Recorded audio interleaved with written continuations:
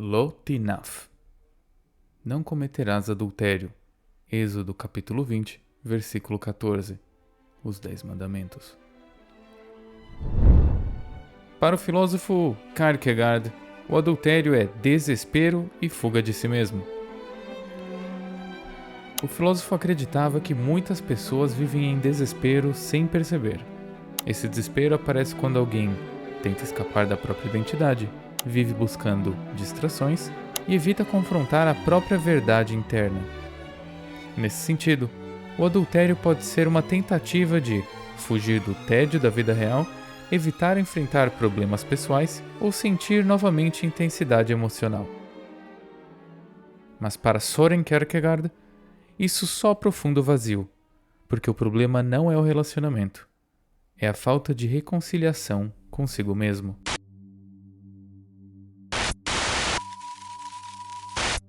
Olá, seja muito bem-vindo à série Filosofia na Investigação. Eu sou o Gabriel e hoje vamos ter a nossa parte 2 sobre o filme House on Green Apple Road. Na parte 1 eu apresentei nossos dois detetives, Dan August e Charlie Williams, e conhecemos nossos primeiros dois suspeitos, o xerife Floyd e Bill Foley, o salva-vidas. Nós também vimos George Ord, o marido de Marian, que estava de viagem a trabalho, porém ele não estava hospedado no hotel onde ele disse que estava no começo. Assim ele vira nosso terceiro suspeito, George Ord, o marido de Marian, a vítima. Saberia ele que Marian Ord, sua esposa, tinha relacionamentos fora do casamento toda vez que ele viajava a trabalho? Bom, continuemos com a parte 2.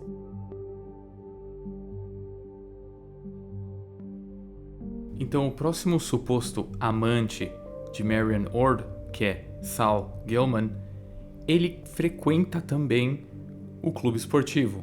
Então lá vão Dan August e Charlie para encontrar com ele lá no clube. Gilman, claro, não recebe eles bem. Ele é folgado pra caramba. Até começa uma briga ali, quase que todo mundo sai no soco. The only reason you came down here is to make trouble for me in front of my friends, and it isn't gonna work.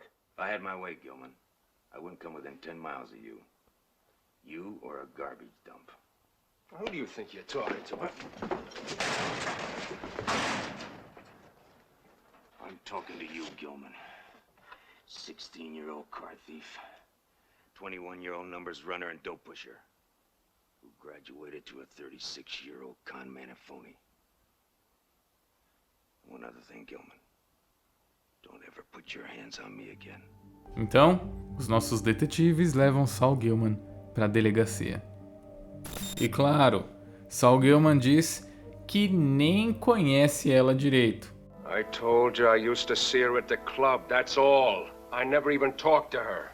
Tem um momento do interrogatório que eles estão fazendo ali, que Charlie chega no meio e chama Dan August para averiguar uma coisa. Quando Saul Gilman vira o rosto, dá para notar que ele tem uma cicatriz, e essa cicatriz tem uma explicação. E então temos a memória de Saul Gilman.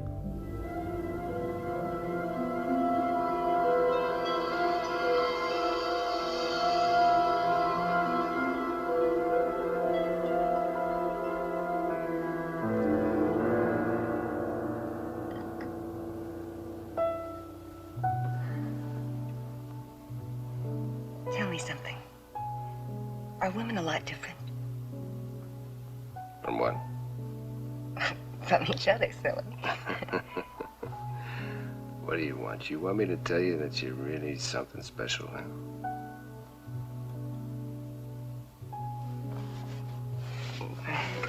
No. Of course not.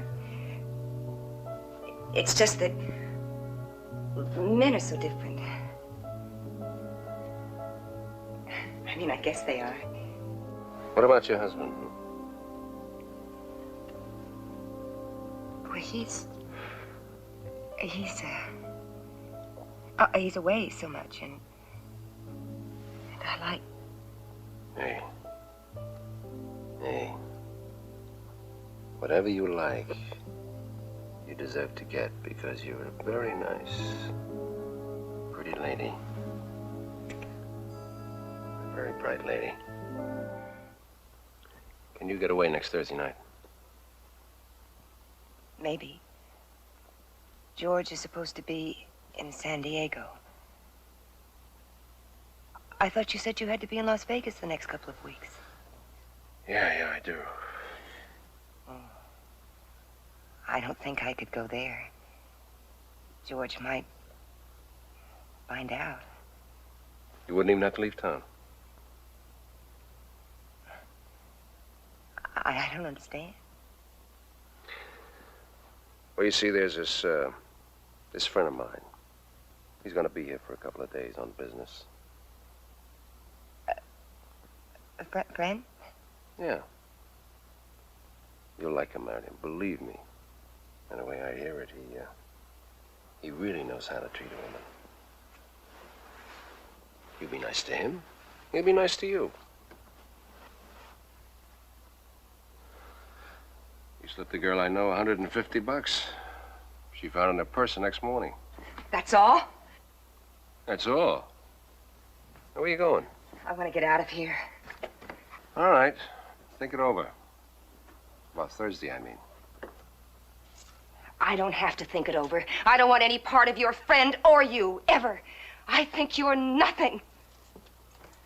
Oh, you're getting pretty touchy, aren't you? I told you you'd make it worth your while, and then some. And that makes everything all right. Is that what you think? No, that's not what I think.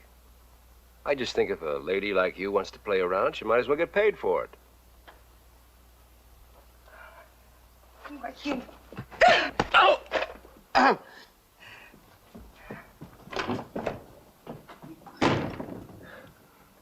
Hey! Hey! Resumidamente, Saul Gilman, sim, era um amante de Marion Ord. Ele estava um dia num quarto com ela e ele perguntou para ela: "E o seu marido?" Ela responde: "Ele viaja muito, eu fico muito tempo sozinha, eu tenho medo de ficar sozinha e eu gosto de..." Quando ela vai falar, ele não deixa ela falar. Ele interpreta ali o que ele quer e a cena continua. E aí depois ele pergunta para ela se ela ia estar disponível na semana seguinte, algo assim. E ela disse: "Não, mas eu achei que você não fosse estar aqui na semana que vem." Ele tinha falado para ela que não ia estar. Aí ele diz: "Não, é para um amigo meu e o meu amigo vai te pagar." Então ele já disse para ela, na cara, chamou ela de garota de programa. E para ela não é isso. Ela não aceitou, ela ficou super ofendida. Pegou e jogou uma pequena escultura que tinha ali no rosto dele e gerou a cicatriz que a gente conseguiu ver em outra cena. Então aqui temos bem claro que podemos colocar Saul Gilman na nossa lista de suspeitos. Saul Gilman, o mafioso. Então até aí, nada que comprovasse que Saul Gilman matou Marion Ord. Então eles liberam Gilman. Mais tarde, Dan vai procurar o outro suposto amante, que é o da igreja, o reverendo Ryan Hagan. Dan vai, bate na porta da igreja, ninguém atende, parece que não tem ninguém ali, mas Ryan Hagan estava lá e não abriu a porta. Nesse momento, o chefe da polícia, Frank, ele estava na casa do prefeito. Dan chega lá mais tarde e o prefeito pressiona Dan August. Ele diz: "Eu quero que você prenda o marido de Marion Ord, porque para ele o criminoso era o George Ord, marido de Marion." E Dan August diz: "Não encontramos o corpo. Não sabemos se é ele." Don't give me that, Frank. Your department just isn't cutting the mustard. Jack, you can't expect the impossible. Oh, Dan, I'm glad you're here. Lieutenant August, he's been in charge of the Ord case. Yes, I know. When are you making the arrest, Lieutenant? Mayor Parker's been wondering why George Ord is not behind bars, Dan. I've been trying to explain it to him. Well, we don't have a case yet, and we haven't found the body. You really think she's still alive without 7 pints of blood? Her type, wasn't it? You don't need her body. You've got enough to lock him up and make the arrest, and then build your case. E dá para notar a inquietude do prefeito, Jack Parker, porque ele diz que os jornais dos outros estados, eles estão tratando a Califórnia, que é o estado onde acontece a história, tá tratando a Califórnia de ponto de férias para criminosos insanos. The out-of-state papers have always made California sound like a Well, like a vacation spot for the criminally insane. E ele é o prefeito dessa cidade, Santa Luisa. Aí ele diz, isso tá acontecendo no meu próprio jardim, eu não posso permitir que isso aconteça. Então, dá pra ver que essa situação está incomodando muito o prefeito. E ele quer que Dan August prenda o George Ord, porque pra ele tá certíssimo de que é o George Ord. E o Dan August diz, não tenhamos pressa, não encontramos o corpo ainda. E então, Jack Parker, o prefeito, ele diz, não posso tolerar que um crime como esse aconteça no meu próprio jardim. Dou pra vocês 24 horas pra prender esse cara ou solucionar o caso, senão eu mesmo prendo ele. Então, o prefeito deu pra Dan August 24 horas pra resolver o caso. Legal que Dan não sai de cabeça baixa, ele se mostra bem assertivo. Eles estavam jogando sinuca ali, ele pega o taco da sinuca, acerta, encaçapa todas as bolas ali e sai mostrando que ele é bom. Então, eu acho que a gente deveria colocar assim aqui Jack Parker como um suspeito. Por que ele tá tão nervoso assim? Porque esse caso vai sujar ele? Só esse caso? Não acontece em outros casos na Califórnia? Esse caso vai sujar ele específico por quê?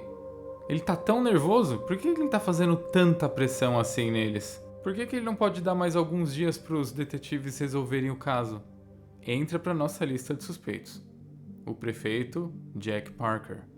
Dan então retorna para aquela igreja e encontra a porta aberta e entra. E lá estava sozinho o reverendo Ryan Hagan.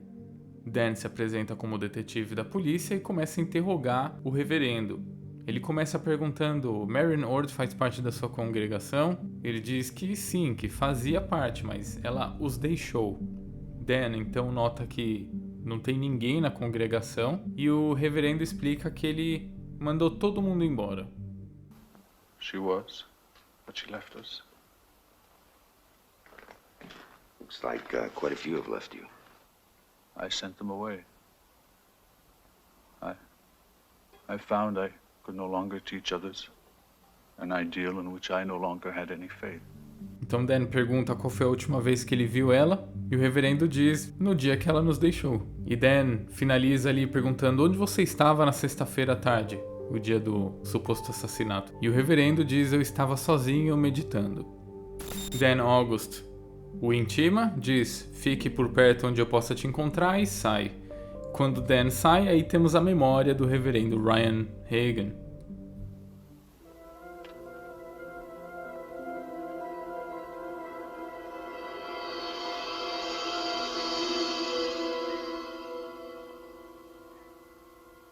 Do you like it? You've done a beautiful job. I mean it. The children would be just delighted. You must have spent hours on this. Oh, I have a lot of time, I'm afraid. I must tell you, Marion, that since you've joined us, I've noticed a great change in you. Really? Oh, I hope so. You know, at first I thought you were one of those others. Women who sometimes come to us because they're trying to fill some vast emptiness in their own lives.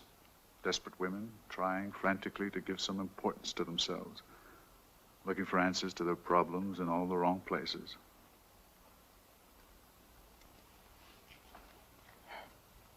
And I'm not one of those desperate women? No. You look for your answers in the right place. Within yourself. And I believe I know what you found. Do you? You found a great reservoir of strength and beauty. Oh, I forgot. The curtain.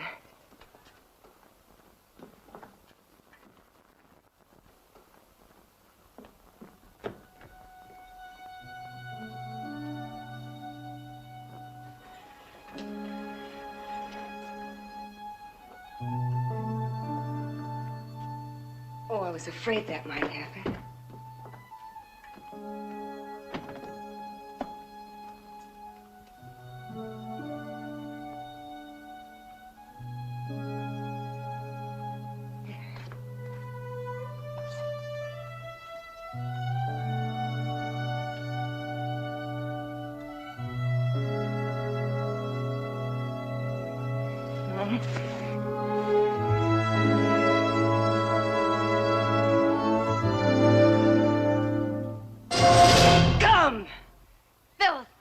But you're a scum!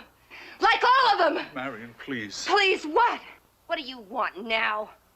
I'm in love with you, don't you understand? I understand you're a fake. A filthy, lying fake. And that white coat, you probably wear it so nobody can see all the dirt that's underneath. We'll go away together someplace Yes, else. me! All that holy purity. You know what it is? Fear. That's all. Just fear. And I thought I could learn something from you. I came to you because I needed help. I thought I'd hit bottom. I'd become something for men to pass around like a dirty joke. Well, I didn't know how far down bottom really was.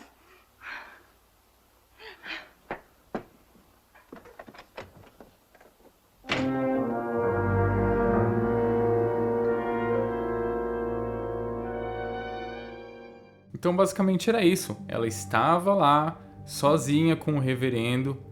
Sim, tudo indica que eles tinham um caso. Ela estava ajudando ele com os preparativos para o dia do Thanksgiving, né? O dia de ação de graças, uma comemoração muito popular nos Estados Unidos. E o reverendo elogia ela. Diz que ela não é como as outras mulheres, ela é diferente, ela é melhor. E acontece o romance ali. E aí temos a cena mais famosa do filme, que é Marion Ord furiosa com Ryan Hagan. Nós não sabemos muito bem o que aconteceu ali. O filme não deixou claro. Mas Ryan Hagan disse alguma coisa para Marion Ord que ela não gostou. Provavelmente, ele tentou entrar demais na parte pessoal da vida dela.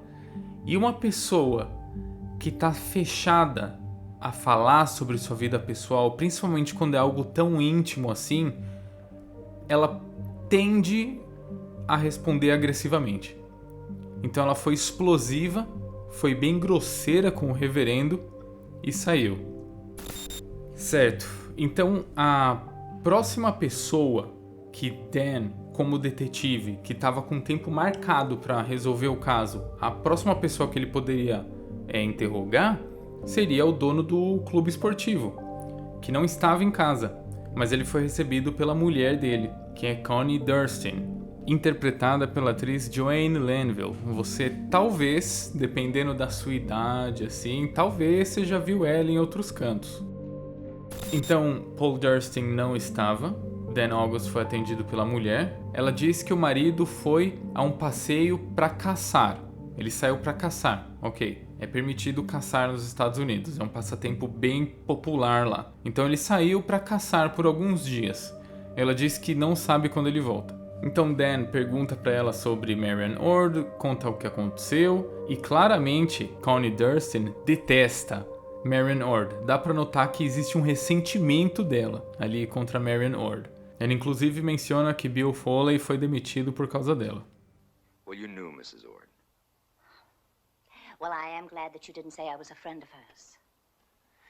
Mrs. Durstin, a young man named Billy Foley, said you were responsible for his being fired. Oh? And Marion Ord? She had nothing to do with it.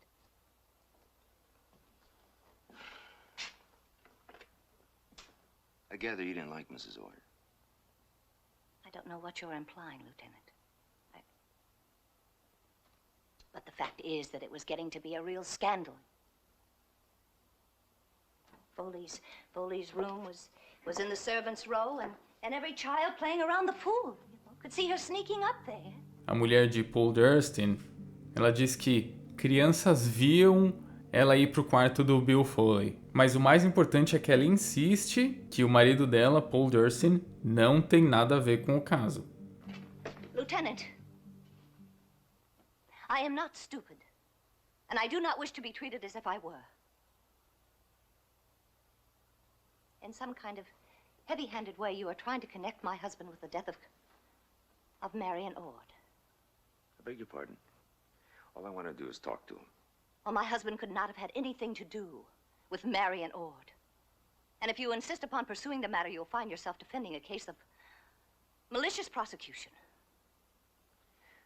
Thank you for your help, Mrs. Durstin. I'll find my way out. Então, como Dan August não conseguiu nada claro, nada expressivo assim que possa incriminar o Paul Durstin, ele agradece e vai embora. Quando Dan August vai embora da casa, ela pega um quadro que tem o marido dela e quebra na mesa. E aí temos a memória de Connie Durstin. Don't lie to me. You were seen together more than once in restaurants and bars. I didn't tell you because I knew you'd react exactly this way.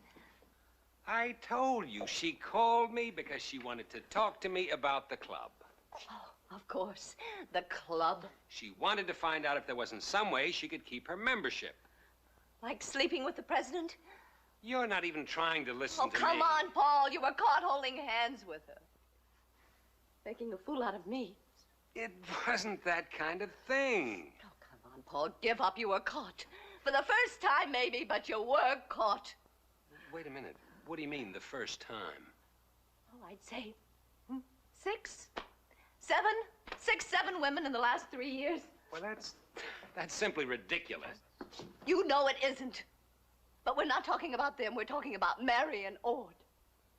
And I think I know how it happened. You walked into that room and saw her with Billy Foley and suddenly realized that Marion Ord was an available woman. Connie, will you please stop it? You could never pass up an available woman, could you? Just took you longer this time. All right. There's no sense in trying to talk to you. Just tell me what it is exactly you want from me. Nothing.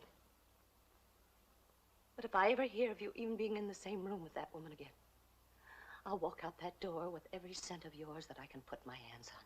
And you won't look too good in the papers either. Do you understand? Are you through? Not quite.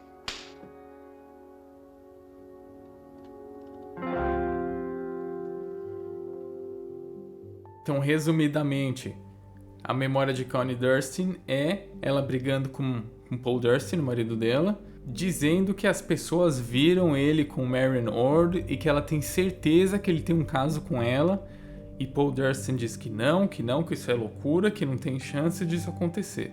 Então, ganhamos aqui 2 suspeitos, Connie Durstin e Paul Durstin. Connie Durstin tem certeza que o marido dela trai ela com ela. Então ela tem um ódio enorme dessa mulher. E Paul Durstin vai entrar como suspeito porque... E se isso gerar um problema na vida dele, ele quis se livrar dela, talvez? Não sei. Então, temos mais 2 suspeitos. Connie Durstin e Paul Durstin, o presidente do clube esportivo.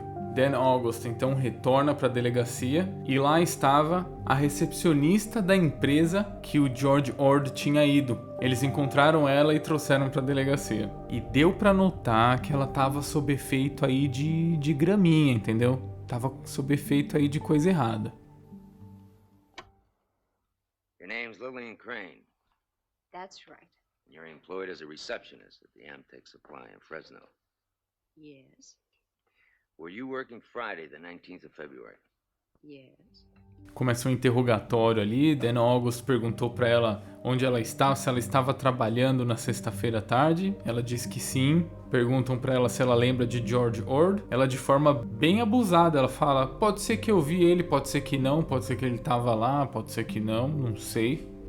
Miss Crane, do you remember if George Ord was in your office Friday? He might have been here. But you can't swear to it. It could have been Thursday or Wednesday. Besides, how do you expect me to remember him? Well, a man's life depends on what you remember, Miss Crane. Well, I guess that's his problem. Bem impertinente. Ela pergunta: como você acha que eu vou lembrar? Dan August responde: a vida de um homem depende disso. Ela diz: eu acho que isso é problema dele. Então Dan August fala: podemos dar uma olhada no seu carro? Pra ver o que você tem no seu carro? Ela responde: não, pelo amor de Deus, se vocês encontrarem o que eu tenho lá, eu posso ser demitida. Come on now, I'll lose my job. Well, I guess that's your problem. Eles não conseguem extrair nenhuma informação muito importante assim da recepcionista da empresa que George Ord foi oferecer os serviços. Então os nossos detetives vão para a casa de George Ord para interrogar ele de novo. Só que George Ord não estava. E o policial que foi deixado de guarda ali para vigiar o George Ord estava caído no chão. Ele tinha levado uma pancada nas costas, desmaiou. Quando eles chegaram ali, ele estava acordando. Então, claramente, George Ord acertou ele, uma pancada, não sei, na cabeça, nas costas, pegou o carro e zarpou. Os detetives foram para a casa da irmã dele, que é a casa do lado, e ela só disse: ele pediu dinheiro para mim, eu dei tudo que eu tinha e ele foi embora. Peraí, acho que tá bom por enquanto. A nossa parte 2 já ficou bem grande e não pretendo que fique muito maior do que isso. Nós vamos finalizar essa história na próxima parte, que é a parte 3. A gente vai finalizar e filosofar sobre o que aconteceu. Espero que você esteja gostando da série e aguardo você na parte 3.